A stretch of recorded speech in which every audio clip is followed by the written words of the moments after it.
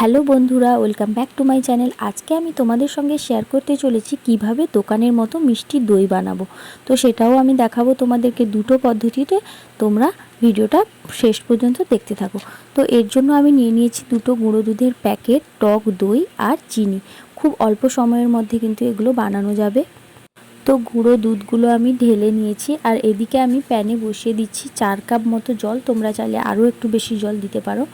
তো জলটা একটু গরম হোক আর আমি এদিকে যে টক দইটা নিয়েছি ওটা জল ঝরানোর জন্য ছাঁকনিতে রেখে দিয়েছি। আমি এটা ঘরে তৈরি দই ব্যবহার করেছি, তোমরা চাইলে দোকান থেকেও নিতে পারো দইটা।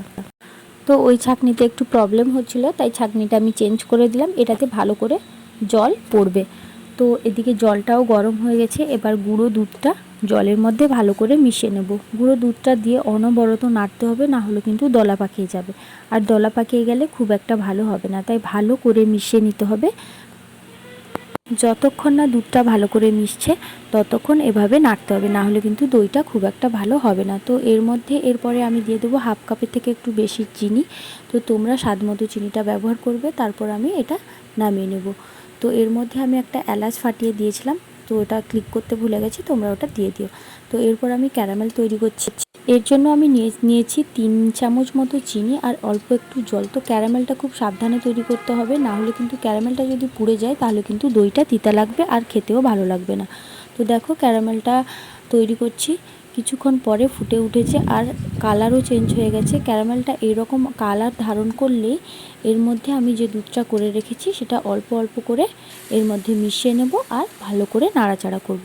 দেখো ভালো করে মিশিয়ে নিয়েছি। এটা ভালো করে মিশে গেলেই আমি যেটুকু দুধ বেঁচে গেছে ওটাও এর মধ্যে ভালো করে মিক্স করে নেব। এটা আমার খুব ভালোভাবে মেশানো হয়ে গেছে। এটা এবার নামিয়ে নিব। এবার আমি যে দইটা জল ঝরাতে রেখেছিলাম, দেখো কতটা পরিমাণ জল বেরিয়েছে আর দইটা বেশ শুকনো হয়ে গেছে। এবার আমি এটা একটা বাটিতে নামিয়ে নেব আর ভালো করে ফেটিয়ে নেব। দইটা কিন্তু খুব ভালোভাবে ফেটাতে হবে যাতে একটুও দানা না থাকে। তো দইটা ভালো করে ফেটানো হয়ে গেছে আর ফেটানোর পরে দেখো এটা দেখতে ঠিক ক্রিমের মতন হয়ে গেছে। তো আমি যে দুধটা রেখেছিলাম সেটা এবার আঙুল ডুবিয়ে দেখে নেব যে কতটা পরিমাণ ঠান্ডা হয়েছে। যদি বেশি গরম থাকে তাহলে কিন্তু দই দিয়ে দিলে এটা ছানা কেটে যেতে পারে, তাই আঙুল ডুবিয়ে দেখে নেবে তোমরা সহ্য করতে পারছো কি না গরমটা, তাহলে দেখবে যে ঠিকঠাক ঠান্ডা হয়ে গেছে। এবার দইটা দিয়ে ভালো করে মিক্স করে নিয়েছি, দেখো পুরো মিশে গেছে। এবার আমি নিয়েছি এখানে মাটির 4টে পাত্র। তোমরা চাইলে এখানে স্টিলের বাটিও ব্যবহার করতে পারো। তো এবার এই মিশ্রণগুলো ওই বাটিগুলোর মধ্যে ভরে নেব। তো আমি তোমাদের আগেই বলেছি এখানে দুটো পদ্ধতি দেখাবো, তো তোমরা ভিডিওটা দেখতে থাকো। এবার দেখো পাত্রগুলোতে ভালো করে ভরে নিয়েছি, মোট 4টে হয়েছে। দেখো এদিকে কড়াইতে আমি কিছুটা পরিমাণ জল গরম করতে বসিয়ে দিয়েছিলাম আর ওর উপরে দিয়ে দেবো একটা স্ট্যান্ড আর একটা বাটি। এবার আমি এখানে দেবো দুটো পাত্র আর এটাকে ভালোভাবে ঢেকে রেখে দেবো। 20 মিনিটের জন্য এটা রেখে দেবো। তো এই বাদ বাকি রইল আর দুটো। এই দুটো কাপের জন্য আমি একটা পিঁড়ির ওপরে চাদর পাতিয়ে দিয়েছি আর এই দুটো কাপ এভাবে রেখে দিয়ে এর উপর দিয়ে ঢাকা দিয়ে দেব। ঢাকা দিয়ে এর উপরে আর একটু চাদর কিছু ঢাকা দিয়ে দেবো। তো এটা তোমরা রোদেও করতে পারো। রোদে করলে 6 থেকে 7 ঘন্টা সময় লাগবে, আর এটা যদি এরকমভাবে করলে 1 দিন সময় লাগবে। তো এটা 1 দিন পরে খোলা হবে। আর দেখো আমি যেটা উনুনে বসিয়ে দিয়ে গেছিলাম সেটা একটু পিচ দিয়ে দেখছি।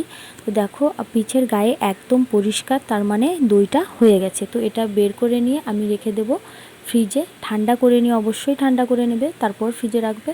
তো ঠান্ডা করে নিয়ে আমি ফ্রিজে রেখে দিয়েছিলাম। তারপর আমি তোমাদেরকে দেখাচ্ছি, দেখো দইটা একটুকু জল বেরোয়নি আর সুন্দর পুরো মানে মিষ্টি দোকানের মতনই দই হয়েছে। তোমরা অবশ্যই বাড়িতে ট্রাই করে দেখো। আর ওই দুটো 1 দিন পরে দেখা যাবে, তাই ওটা আর দেখালাম না, ওটাও কিন্তু ভালোভাবেই জমেছিল। তো তোমাদের ভিডিওটা কেমন লাগলো কমেন্ট করো, আর ভালো লাগলে লাইক কমেন্ট শেয়ার অবশ্যই করো। তো সত্যি আমি ভাবতে পারিনি যে দইটা এত সুন্দর হবে। সবাই খেয়ে বলছে যে না সত্যিকারের দোকানের মতনই হয়েছে। তো আজকের ভিডিওটা এই পর্যন্ত, দেখা হচ্ছে পরের ব্লগে।